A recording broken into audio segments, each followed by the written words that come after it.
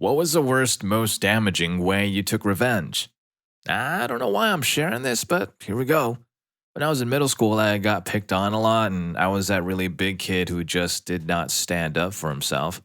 Every new school I went to, usually it started okay until one kid would test me and see me not do anything about it. Then it would spread like wildfire. Needless to say, I had a miserable time in middle school. It was a spring, and at the time, I was a part of the track team. Being a bigger kid, that meant throwing shot put and discus. There was this one fat freak named Eric who wasn't all too popular himself, and he had decided to earn more credit for himself. He would start laying into me. I would snap back at him every time he insulted, but I didn't want to take it past there, and he knew this. The constant insults continued for weeks. Every day after school, I had to stay for practice for a couple of hours, and here was Eric constantly heckling me. One day, I decided I had enough. My mind was made up. I was either going to get roughed up or I was going to demolish this freak. Having never been in a fight before, I worked out how I wanted to do this for quite a while in my head before beginning. Meanwhile, the whole time he just kept running his mouth. I was at that point between tears and blind rage. I was standing in the discus ring holding the discus, and there was his fat ginger face cackling at me. I decided I would throw the discus at him and then charge. In my mind's eye, I imagined that the discus would hit him in the arm or back or possibly even get slapped away as I ran towards him. After all, I tossed it underhanded like a frisbee, not what I thought had any force behind it. Nope, instead, he just stood there staring as the discus flew towards his face. I will never forget the sound and sight of when the discus made contact. See, Eric had braces and his brace wire sprawled in all directions. The amount of red pouring from his face was nauseating, and all of a sudden, the rage that had been building inside of me was gone and replaced by immense sadness for him. He took off running towards the coaches, and I was right behind him. I couldn't contain my crying as I followed step by step behind him, hearing the gargling wails and screams for help. We were both ushered into the coach's office quickly. I was too hysterical to answer any questions. The ambulance came and picked him up, and my way overprotective and somewhat sociopathic older brother came and sheltered me from the barrage of incriminating questions coming from the coaches. My brother grabbed me to pull me out of the room and take me home. The coach shoved past him and pushed me back into the chair, stating that I wasn't going anywhere. My brother turned around and knocked him out cold, and we left. Over the next few days, everyone kept their distance from me at school. The principal finally called me in and asked that I write a statement of what happened. I said it was an accident and that it slipped. Turns out the rest of the guys who were around had turned in statements saying the same thing. A while later, they confessed they thought Eric had it coming, and they were glad I had finally stood up for myself. Truth is, I don't feel great about it. As an adult, it is one of the memories that haunts me. What makes it even worse, we moved that year and I ended up going to a different nearby high school in the same district. Freshman year at track practice, the coach sat us down and told everyone my story as a cautionary tale of safety. I don't think he knew it was me he was speaking about. Over the next few years, I would hear classmates and teachers and other people in the community repeat it as almost an urban myth. All the while, I sat quietly knowing the true story because it was about me. Yikes, man, this first one was intense. I can only imagine, and I kind of really don't want to actually, what was going on through this guy's mind while he followed behind his bully. Anyway, good stuff, good revenge stories, more coming up soon. This one is story 2. I was a chef for a famous all-inclusive hotel chain. One day, I was approached in the kitchen and told I needed to pack my bags and move 3,000 miles away to fix a labor issue at another hotel. I happily obliged, but negotiated a deal where I would have my choice of any hotel location after I successfully fixed the labor issue. I arrived at the new hotel and proceeded to diligently address the labor problem, while also taking over dinner service for 750 people. After a few months, the labor issue had been fixed and settled, and the kitchen was running as smoothly as I liked. I asked my manager about when I could make the move to another hotel per our management, and I was told since I had done such a good job, they were going to make me stay where I was for an indeterminate amount of time, i.e., forever. I let my management know this was unacceptable, and I demanded I be transferred in accordance with the original agreement that got me on a plane in the first place. I was told they would work on it. I gave them a 3-week window to address the issue, to give them time to discuss it with the head office, etc. I told them if they did not come through in 3 weeks, I would walk off the job and never look back. After 3 quiet weeks, I politely asked my manager if my transfer had come through or at least was still in the works. It was not. The next morning, I gave the entire dinner staff the day off and told them not to answer any work calls. I set up the kitchen as if I were prepping the dinner, onions and herbs and hotel pans full of water with foil covers, garlic sizzling in pans, etc. I kept the charade up until around 4:30 p.m., at which time I left the kitchen, went to my room, picked up my bags, and went to the lobby to wait for my ride. The manager freaked out. There were 750 prepaid dinner reservations that night and no food, and told me if I walked out, I would never work for the company again. I laughed, shook his hand, and said goodbye. I never looked back and never talked to anyone there ever again. This was about 20 plus years ago. Story 3. I got to dispense a little justice to my neighbor once. I met the neighbor sitting outside, shining boots. He was in the Army National Guard. I walked over to introduce myself and we talked a bit about the Army. I helped him shine his boots and pulled a couple of beers out of the cooler that I kept in the back of my truck. Fast forward a few months and I'm silently wondering if I'm an alcoholic. The case of beer that I bought the day before yesterday had dwindled to a six-pack. I shrugged it off. I drove my wife's car to work one day that week. My wife worked in a shop across the street and phoned me to tell me that she's been watching the neighbor climb into my truck and stuff his pants with my beer. At first, I was going to confront him and demand restitution, but I decided that I could avenge my missing cans of beer by switching to bottles. So I switched, and when they were empty, I refilled them with recycled beer and recapped. Put them in my cooler and waited patiently. A few went missing. I waited. Nothing else was taken. My point was made. Nice. So you made him drink Bud Light. You are Satan, my friend. Story 4. Was at a huge music festival in Wales, and long story short, some muscled dirtbag raver jerk stole all of our booze out of our tent and drank the stuff in plain sight while laughing at us all. We confronted them, they denied it, they were much bigger than us and were surrounded by their friends. So next day, they all leave to go to the main venue tents, and my mate runs, dives into their tent, and disappears for a good 10 minutes. I'm wondering, what the hell is he doing? So I walk over and open up the tent, only to find him squatting over a hole he dug in the ground in the middle of their tent, and he's taken the biggest dump I've ever seen, just nonchalantly doing it in this hole.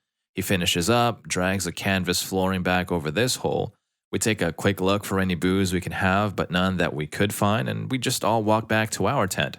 For the rest of the festival, we can hear these jerks shouting about the ripe smell everywhere, until one of the lads' girlfriends decides to drag the canvas bottom out of the tent and finds the hidden treasure trove of crap.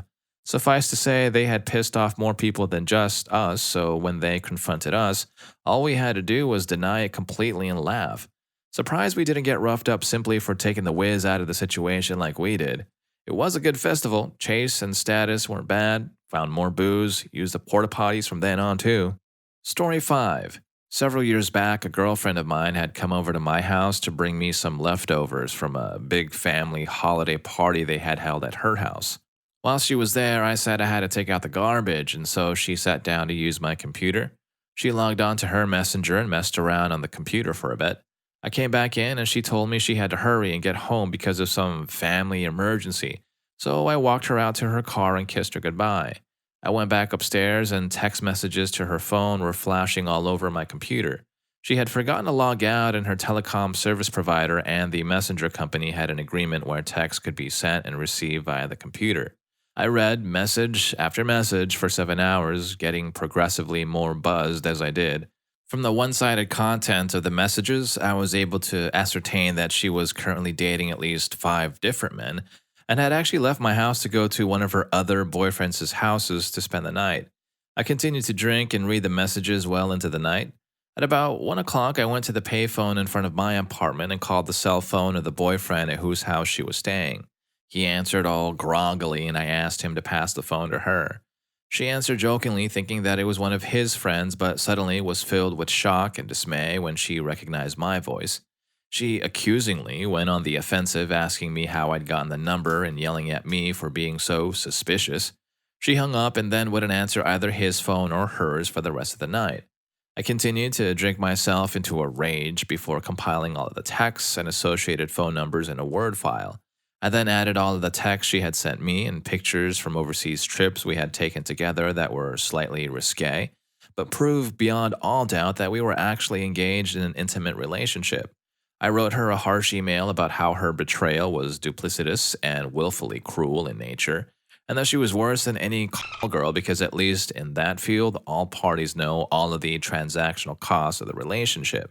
She had met my mother, she had been a bridesmaid at another boyfriend's little sister's wedding, and was discussing what furniture to buy after she got married to yet another boyfriend. I compiled all of this information and sent it to her, making sure to CC every person on her messenger list, all 70 of them, her mother, father, sister, brother, friends, acquaintances, coworkers, and all 5 boyfriends who had sent her texts that day. She became an urban legend among her friends. She was forced to retreat from social life, cancel her phone, and close all of her SNS and Messenger accounts out of shame. I heard later that it became so bad that her parents had sent her overseas. I got phone calls from the other boyfriends the next day requesting a meetup. The 5 of us got together over beers to compare notes and text messages and dates and schedules, confirming that everything I had discovered was true. I was sick and shook with rage when I discovered what she was doing. But in retrospect, I'm still amazed how fully she was able to manipulate and maintain 5 different serious and long term relationships simultaneously. The complexity astounds me.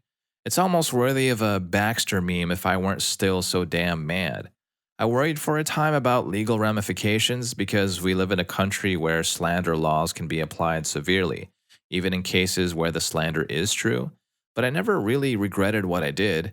If I spared at least one other man the heartache, rage, and trust issues I experienced, then it was worth it. For those wondering, we live in Korea, which has a law that covers that. Slander is perhaps a poor choice of English equivalents on my part, but it is often translated as injury to a person's honor, defamation, slander, libel. It can be 100% true and still be a criminal offense. It's a common tactic of big corporations and the wealthy for silencing people for their crimes, but could undoubtedly have been applied to a case like this as well. I'm not really angry anymore. For a couple of years, I loathed all women, trusted none of them, and often found myself waking in the middle of the night, grinding my teeth and cursing, but that's all in the past now. I'm in a loving relationship and have a wonderful baby boy with my new partner. I really couldn't be happier. But there is no erasing emotions so intense from that memory that I know of and thought people on here might enjoy the story. So for those who've experienced similar things, I'd just like to tell you there is hope. Alright, I applaud his ability to get the revenge he wanted. At least the other guys took it well, too. She was a total witch, but at least he could all drink their sorrows away as friends. Oh, and since you're still here, please don't forget to hit that like button and subscribe to my channel so you don't miss out on any of my upcoming videos. Story 6. Second year of high school, ski trip to Italy. Fantastic. We're walking through this moderately large Italian town through the snow to our hotel when we come across a large stretch of grass buried under 3 feet of snow. Giant snowball fight ensues. I have no friends at this point, no alliances, so I just try and stay out of it, wading through the snow until this huge jerk in my ear comes up behind me and shoves me hard into the snow. I hear him guffaw and stomp away. I know who he is. I'll always remember. But right now, I'm stuck in the snow. I push myself up and try to walk, but I create a vacuum under my feet, and somehow my boots get sucked off. I stagger backwards with my feet covered in socks saturated in freezing water and fall backwards down a slope. I am completely freezing and soaked now. I fight my way back up the hill, but I'm only 3.5 feet tall. The snow is up to my shoulders, and it takes an age. When I finally reach the top, my class is gone, long gone. I'm lost now in some town with no idea where to go. I eventually managed to find my boots again, and with a lot of luck, I even managed to find the hotel after an hour of trekking around. A year passes, and I end up befriending my nemesis. I bond with him over the next 2 years, gaining his trust, keeping him close. When one day we're walking back from school and I am struck by thought. Here he is, vulnerable, trusting, oblivious. I fall back and let him walk ahead slightly, and then I take a run up and kick him in the bum as hard as I possibly can. As you might recall, this is a big bloke, and by this point I am still not a giant, now a towering 3 foot 9 inches. But he falls to the ground, clutching his bum. I start laughing maniacally. "This was for pushing me in the snow 3 years ago, you jerk," I shout, pointing at him. You pushed me in the snow on that ski trip and I didn't know where I was and I ended up missing dinner. I've waited so long for this. He stares at me, gobsmacked, then he starts to laugh, that familiar guffaw of his. Wow, you are one sneaky little jerk. Story 7. I met my ex playing a game where the only purpose of the game, basically, is to have a pretty looking cartoon be popular and get tons of interwebs poon. Second Life, obviously it is more than that, but that was the game for him. I found out he was cheating. He swears he'll stop. This happens again, and finally I pieced the heck out. But he had been telling people that I was cruel. This is a guy who was verbally and mentally cruel, physically threatening, and extremely manipulative. And he told his harem of internet cartoon women that I was cruel. I lost my mind. I made sure everyone knew what he looked like. He was 500 plus pounds and disgusting, not because of his weight exactly, but because of his complete lack of personal hygiene. I told all those girls he swore his undying love to that he was talking to other women. I made sure the one person I knew would spread his picture around, got a hold of it. I was also in the photograph. I showed it to this person knowing they'd take it and spread it around. And I made his online life hell. Everyone knew what he was, that the pictures he was sending around were fake, that he lived in an apartment where his father came over multiple times a day to feed him, that he could hardly bathe himself. His internet life on this game was all he had. He was totally immersed in the fantasy of it, so immersed that he threw away a relationship with a person who had looked past all of his shortcomings and awful, horrible behavior. On the flip side, I'm sure he's still wasting away somewhere. He stalked me for months afterward. I had to move, change my phone number, contact a lawyer. He continuously tried to get me back and thought we were still going out, thought we were getting back together. My long term revenge is that he has no contact with me. He has no idea where I live, and I'm happy as a frickin' clam living with the love of my life and becoming a happier, healthier person every day. Some part of me still wants to screw his stuff up for messing with my life for 2+ years, but I ignore it these days. Alright, so what's so wrong with you to make you date someone like that? Story 8. When I was 11, there was a guy in the year above me that used to be a bully. He would stand over everyone, and he was massive for a 12-year-old. One day, after doing PE, I went to get changed into uniform in the changing room that was backed into his classroom. Just my luck, this jerk happens to be in there. What are the odds? Anyway, a few words are exchanged before he shoves me really hard into all these school bags that were stored in there and leaves. When I dusted myself off, something caught my eye. It was his bag. His mom had written his name in big bold letters, so I thought, screw him, and had a look, and to my great joy, discovered the sickest Dragon Ball Z card collection. He was a rich kid as well as a bully and had them at school to show off, so yeah, I stole them and never looked back. After school, I saw him crying like a baby telling his mom that they were missing. Story 9. When I was around 12 and my brother was like 13 or 14, we had a race to get to the shower. He only wanted to take one because I said I was going to take one. Naturally, he beat me there. To take revenge, I flushed the downstairs toilet. I don't know if anyone lived in that old of a house before, but our house was close to 100 years old. That mess with the water temperature, it was shooting out fiery, hot, boiling lava water. I kept flushing it. I flushed it every single time I could. He called me upstairs about 45 minutes later. He said the water was too hot and that he couldn't figure out what to do. He had shampoo in his eyes and he couldn't rinse it off. We turned off the shower and I took him outside to our backyard. I sprayed him down with the hose. The whole time he was telling me what a good sister I was and how much he appreciated this. People we knew walked by our street and they thought it was hilarious.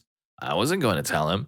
I was going to save it and do it every single time he got to the shower, but my mom caught me the next time I did it and she told everyone. It's my one story, the only time I gave as good as I got.